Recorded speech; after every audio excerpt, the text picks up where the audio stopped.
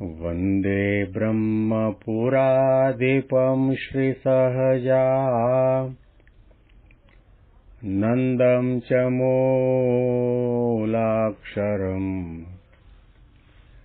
श्रेयस्कारणसद्गुणैकनिलयम् श्रीप्रागजिह्वावत ब्रह्मोपासनधारकं गुरुहरिं यज्ञं तथा योगिनं प्रत्येवं प्रमुखं महन्तमनिशं श्रीजीस्वरूपं मुदा। મહિમાનો મહિમા પ્રવચનમાળામાં આજે 5મી જૂન 2024 બુધવારના દિવસે તમામ સંતો હરિભક્તોને મારા સાષ્ટાંગ પ્રણામ. જય સ્વામિનારાયણ. હેપી વચનામૃત દ્વિશતાબ્દી મહોત્સવ. હેપી પ્રમુખ સ્વામી મહારાજ શતાબ્દી મહોત્સવ. ગઢડા અંત્યનું 11મું વચનામૃત, જેમાં શ્રીજી મહારાજે સંતો અને હરિભક્તોને ઇન્દ્રિયો અને મન જીતવાના સાધનો બતાવ્યા અને મહારાજે પોતાની અંતરની રુચિ પણ બતાવી કે જ્યાં સુધી તમે ઇન્દ્રિયો અને મન ઉપર વિજય ન મેળવો ત્યાં સુધી ભગવાનની અનન્ય ભક્તિ થઈ શકતી નથી. ભગવાનનો હૃદયનો રાજીપો પ્રાપ્ત થઈ શકતો નથી. ભગવાનની માળાના મણકામાં નંબર પણ લાગતો નથી. ઇન્દ્રિયોને જીતવા માટે વૈરાગ્ય, સ્વધર્મ, તપ અને નિયમ આ 4 સાધન બતાવ્યા અને મનને જીતવા માટે ભગવાન પુરુષોત્તમ નારાયણનો જ્ઞાન સહિત અને મહિમા સહિત ભક્તિ કરવામાં આવે તો મન જીતાય. ભક્તિ આધ્યાત્મિક માર્ગનું અનિવાર્ય અંગ છે. ધર્મની પણ જરૂર, જ્ઞાનની પણ જરૂર, વૈરાગ્યની પણ જરૂર, પરંતુ ભક્તિ વગર આ 3 સાધનો છે પાંગળા છે. ભક્તિને પણ જ્ઞાનની જરૂર છે, ભક્તિને પણ ધર્મની જરૂર છે, ભક્તિને પણ વૈરાગ્યની જરૂર છે. આ 4 ગુણો એકાંતિક ધર્મના પાયા છે અને 4 ગુણોની એકબીજા ગુણોની અપેક્ષા છે. તેમ છતાં પણ મહારાજે જ્ઞાન કરતા, વૈરાગ્ય કરતા અને ધર્મ કરતા ભક્તિનો મહિમા વધારે કહ્યો છે. ગમે તેવો વેદો, પુરાણો, શાસ્ત્રોનું જ્ઞાન ઊંડું એની પાસે હોય પણ ભક્તિ ન હોય તો જ્ઞાન હોવા છતાં પણ ભક્તિ વગરનું જ્ઞાન શોભતું નથી. ન શોભતે જ્ઞાનમ અલમ નિરંજનમ અચ્યુત ભાવ વર્જિતમ. ભગવાનના વિશેના પ્રેમ વગરનું જ્ઞાન, ભગવાનની વિશેની ભક્તિ વગરનું જ્ઞાન ગમે તેવું હોય તો પણ શોભતું નથી અને જ્ઞાનની કોઈ મહત્તા પણ નથી. અને એવા જ્ઞાને કરીને જીવાત્માની મુક્તિ પણ થતી નથી. અદ્ભુત રીતે મહારાજે આ સંપ્રદાયની સ્થાપના કરી અને એકાંતિક ધર્મ, ભાગવત ધર્મનું નિરૂપણ કરીને આપણને સમજાવ્યું કે એકાંતિકી ભક્તિ કરવા માટે ધર્મની, જ્ઞાનની અને વૈરાગ્યની જરૂર છે. ઇન્દ્રિયો અને મનને પણ જીતવાની જરૂર છે. દેહભાવ, આસક્તિ, વાસનાથી પર થવાની પણ જરૂર છે. આવી અદ્ભુત વાતો કરી અને સામે બેઠેલા મુક્તાનંદ સ્વામી હવે આગળ પ્રશ્ન પૂછે છે. પછી મુક્તાનંદ સ્વામીએ પૂછ્યું છે, જેવી નિર્વિકલ્પ સમાધિને વિશે ભગવાનના ભક્તને શાંતિ રહે છે તેવી સમાધિ વિના પણ શાંતિ રહે એવો શો ઉપાય છે? મુક્તાનંદ સ્વામીના વચનામૃતમાં કોઈ પણ પ્રશ્ન વાંચો, એ તમામ પ્રશ્નો મુક્તાનંદ સ્વામીની આધ્યાત્મિકતાના દર્શન કરાવે છે, મુક્તાનંદ સ્વામીની મુમુક્ષુતાના દર્શન કરાવે છે, મુક્તાનંદ સ્વામીની અંતરદ્રષ્ટિ અને જાણપણાના દર્શન કરાવે છે. મુક્તાનંદ સ્વામીને સાચા સાધુ બનવાની તમન્ના અને ઝંખના કેવી છે એના પણ આપણને દર્શન કરાવે છે. મહારાજને મુક્તાનંદ સ્વામીએ પ્રશ્ન કર્યો, મહારાજ, નિર્વિકલ્પ સમાધિને વિશે ભગવાનનો જે ભક્ત હોય એને શાંતિ રહ્યા કરે, આનંદ રહ્યા કરે, સુખ રહ્યા કરે. એવી સમાધિ વિના પણ શાંતિ રહે એવો કોઈ ઉપાય છે? મુક્તાનંદ સ્વામીને ખબર છે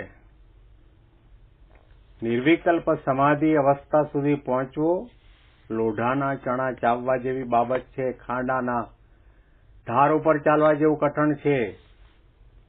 5000 વર્ષ પહેલા અષ્ટાંગ યોગ કૃષ્ણ ભગવાને સિદ્ધ કર્યો હતો અને ત્યાર પછી ભગવાન સ્વામિનારાયણ અને એમના કૃપાપાત્ર અનાદિ મુક્ત સંત ગોપાળાનંદ સ્વામીએ સિદ્ધ કરેલો. યોગના 8 અંગો સિદ્ધ કરવામાં આવે ત્યાર પછી સમાધિ અવસ્થાને પ્રાપ્ત કરી શકાય. યમ, નિયમ, આસન, પ્રાણાયામ, પ્રત્યાહાર, ધ્યાન, ધારણા, સમાધિ, આ બધા એક અંગો છે. અડધો કલાક પલાઠી વાળીને પદ્માસન વાળીને બેસી શકાતું નથી અને કુલે કીડીઓ ચડી હોય, ઊંચા નીચા થયા કરીએ, મન ગમે ત્યાં ભટકતું હોય, ખાવાના, પીવાના, જોવાના, ઉઠવાના, બેસવાના, નોકરી ધંધાના વિચારોની ઘટમાળ ચાલતી હોય, તો ક્યાં સમાધિ 8મું અંગ સિદ્ધ કરવું? પણ નિર્વિકલ્પ સમાધિમાં ભક્તને અખંડ શાંતિ, શાંતિ, સુખ, સુખ અને આનંદ રહ્યા કરે છે. મુક્તાનંદ સ્વામી કહ્યું, મહારાજ, સમાધિ વિના પણ શાંતિ રહે એના માટેનો કોઈ ઉપાય ખરો? મુક્તાનંદ સ્વામી આપણા માટે પ્રશ્ન પૂછે છે. આપણને ખબર છે જિંદગીમાં ક્યારેય આપણે સમાધિ અવસ્થા સુધી પહોંચી શકવાના નથી. યોગી બાપાએ 1968ની સાલમાં દાદર મંદિરમાં અમે બધા હતા ત્યારે યોગી બાપાએ આજ્ઞા કરી કે આ આપણું હરિમંદિર છે, ત્યાં બપોરના ટાઈમમાં 2 સંતોના વારા કરો અને માથા ઉપર ગાતરિયું ઢાંકી, પદ્માસન વાળી, હાથમાં માળા લઈ, આંખો બંધ કરી ધ્યાન કરો. ઠાકોરજી બપોરના જાગૃત થાય, ઉત્થાપન થાય ત્યાં સુધી ધ્યાન કરવાનું. માં કેટલાક મહાપુરુષો એવા પણ હતા કે ધ્યાન કરતા કરતા જોલે ચડી જાય, ધ્યાન કરતા કરતા ઊંઘી પણ જાય. ધ્યાન કરવું કઈ સહેલું છે? આ એક અંગને સિદ્ધ કરવા માટે જન્મ જન્મની સાધના પણ ઓછી પડે. મુક્તાનંદ સ્વામીએ કહ્યું કે આ જીવની એવી કોઈ લાયકાત, યોગ્યતા, ક્ષમતા છે જ નહીં કે જેણે કરીને સમાધિ સુધી પહોંચી શકે. એટલા માટે મહારાજ કૃપા કરો કે સમાધિ વિના પણ શાંતિ અને આનંદનો અનુભવ થાય એવો ઉપાય બતાવો.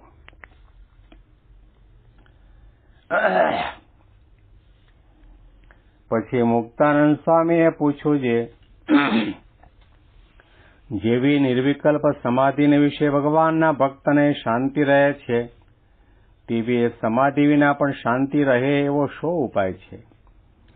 પછી શ્રીજી મહારાજે કહ્યું છે, જેવી પોતાના દેહને વિશે આત્મબુદ્ધિ અને દ્રઢ પ્રીતિ રહે છે તેવી જ ભગવાન તથા ભગવાનના ભક્તને વિશે આત્મબુદ્ધિ અને દ્રઢ પ્રીતિ રહે તો જેવી નિર્વિકલ્પ સમાધિમાં શાંતિ રહે છે તેવી શાંતિ એ સમાધિ વિના પણ સદાય રહ્યા કરે, એ જ એનો ઉત્તર છે. શું ઉપાય બતાવ્યો શાંતિ માટે? માતા, પિતા, કુટુંબ, કબીલા બધાનો ત્યાગ કરી જંગલમાં ગુફામાં જઈને બેસવાનું કહ્યું ના? લાખો રૂપિયાના દાન કરવાનું કહ્યું ના? કરોડો રૂપિયાનો ખર્ચો કરી મોટા મોટા યજ્ઞ કરો એના માટેનું કહ્યું ના? દંડવત યાત્રા કરો અને ભારતમાં જેટલા તીર્થો છે, નદીઓ છે, એમાં સ્નાન કરવાનું, યાત્રા કરવાનું કહ્યું ના. મહારાજે સમાધિ વિના પણ અખંડ શાંતિ ભક્તને રહ્યા કરે એના માટેનો ઉપાય બતાવતા મહારાજે કહ્યું કે જેવી પોતાના દેહને વિશે આ જીવને આત્મબુદ્ધિ છે અને દ્રઢ પ્રીતિ છે, તેવી જ ભગવાન તથા ભગવાનના ભક્તન વિશે આત્મબુદ્ધિ અને દ્રઢ પ્રીતિ થાય તો નિર્વિકલ્પ સમાધિ વિના પણ શાંતિ રહે અને સમાધિ વિના સદાય સુખ્યો થઈ જાય, એનો આ ઉત્તર છે. શ્રીજી મહારાજ શાસ્ત્ર માત્રનું દોહન કરીને સારનો સાર આપણને બતાવે છે. શાંતિ જોઈતી હોય તો ભગવાનમાં પ્રેમ કરો, ભગવાનના ઉત્તમ ભક્તમાં પ્રેમ કરો. ભગવાન અને ભગવાનના ભક્તની વાતો મહારાજે પાને પાને વચનામૃતમાં કરી છે. બ્રહ્મ અને પરબ્રહ્મની, અક્ષર અને પુરુષોત્તમની, એના મહિમાની વાતો મહારાજે જુદા જુદા શબ્દોની અંદર કરી છે. કોઈ જગ્યાએ ગુણાતીત સંતનો પ્રયોગ કર્યો છે, કોઈ જગ્યાએ એવા મોટા સાધુ, અતિશય મોટા સાધુ શબ્દનો પ્રયોગ કર્યો છે, કોઈ જગ્યાએ એકાંતિક ધર્મના ધારક એવા શબ્દનો પ્રયોગ કર્યો છે.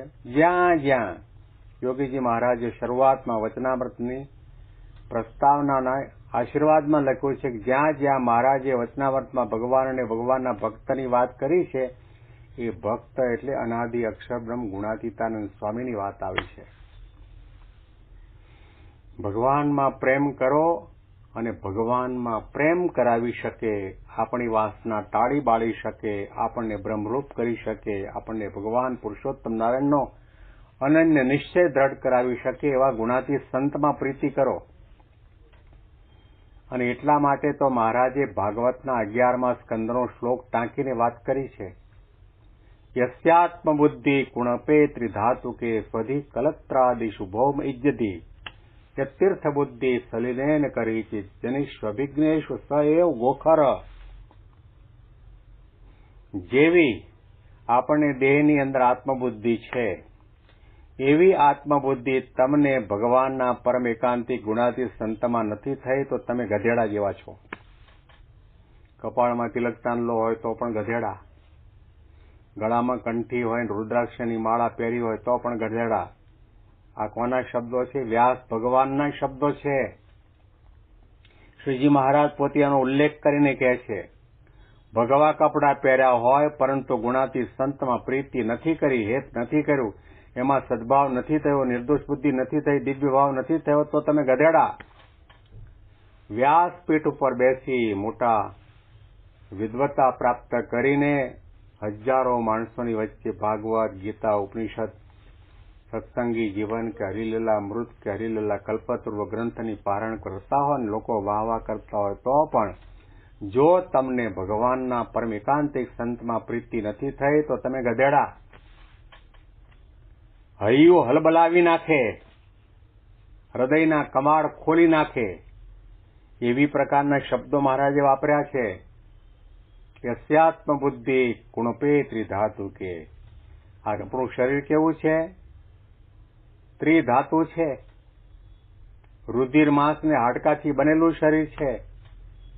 દેહમાંથી જીવાત્મા નીકળી ગયા પછી દેહ પાછો પૃથ્વીમાં ધૂળ ભેગો ધૂળ થવાનો છે. એવા દેહમાં જેવી આત્મબુદ્ધિ છે, જેવી પ્રીતિ છે, એવી ભગવાનના ભક્તમાં કરો, ભગવાનના સંતમાં કરો. યસ્યાત્મ બુદ્ધિ કુણપે ત્રિધાતુ કે સ્વધિક કલત્રાદિષુ. ત્રિપુત્ર પરિવારની અંદર આપણને કેવી મમત્વ બુદ્ધિ છે કે આ પત્ની મારી, આ પુત્ર મારો, આ મકાન મારું, આ મોબાઈલ મારો, આ ગાડી મારી. એવી પ્રીતિ આ સંત મારા છે એવી મમત્વ બુદ્ધિ ન થઈ, માલિકપણાની બુદ્ધિ ન થઈ તો તમે ગમે તેવા જ્ઞાની, વિદ્વાન, સાધુ ગુણયુક્ત હો તો પણ તમે ગધેડા જેવા છો. ભૌમિજ્યતિઃ, મકાન માલિકની અંદર મમત્વ બુદ્ધિ થઈ છે. એવી મમત્વ બુદ્ધિ કહેતા આ સંત મારા છે, સ્વામી મારા છે, ભગવાન મારા છે એવું નથી થયું તો તમે ગધેડા. અને તીર્થની અંદર જે એવી પૂજ્યપણાની બુદ્ધિ છે, તીર્થત્વની બુદ્ધિ છે. ગંગા નદીમાં ડૂબકી મારવાનું મન થાય, હરિદ્વાર, ઋષિકેશ, જગન્નાથપુરી, કેદારનાથ, બદ્રીનાથ, ગંગોત્રી, જમોત્રી, લોકો અત્યારે આટલી બધી ગીર્દી છે તો પણ ત્યાં જવાના સંકલ્પ કરે, કારણ કે તીર્થત્વની બુદ્ધિ છે, પૂજ્યપણાની બુદ્ધિ છે. એમ ભગવાનના સંતના પ્રત્યે આપણને તીર્થત્વની બુદ્ધિ, પૂજ્યપણાની બુદ્ધિ નથી થઈ તો સ એવ ગોખર કે તીર્થ બુદ્ધિ સલિલેન કરીચિત જનૈશ્વભિજ્ઞેષુ સ એવ ગોખર. આટલો બધો મહારાજે શ્લોક ટાંકીને ભાર મૂક્યો છે ભગવાનના ભક્તમાં હેત કરો, પ્રેમ કરો, પ્રીતિ કરો, એને વાલા કરો. એ જ્યાં સુધી નહીં થાય ત્યાં સુધી આપણને નિર્વિકલ્પ સમાધિમાં જેવી શાંતિ થાય તેવી શાંતિનો અનુભવ નહીં થાય. એટલા માટે મહારાજે શિક્ષાપત્રીમાં પણ કહ્યું, ગુણીનામ ગુણવત્તાયામ જ્ઞેયમ હેતત પરમ ફલમ કૃષ્ણે ભક્તિ સત્સંગો અન્યથા યાંતિ વિદોપ્યદઃ. કોઈ ગુણવાન માણસ હોય એને ગુણવાનનું ફળ શું? કે એને ભગવાનમાં પ્રેમ થાય. અને જો ભગવાનમાં પ્રેમ ન થયો, ગમે તેવો જ્ઞાની હોય, વિદ્વાન હોય, ગુણિયલ હોય તો પણ અધોગતિને પામે છે. આના અનુસંધાનમાં વિશેષ વાતો આવતીકાલના પ્રવચનમાં આ જ વચનામૃતના માધ્યમથી સાંભળીશું. તમામ સંતો હરિભક્તોને જય સ્વામિનારાયણ.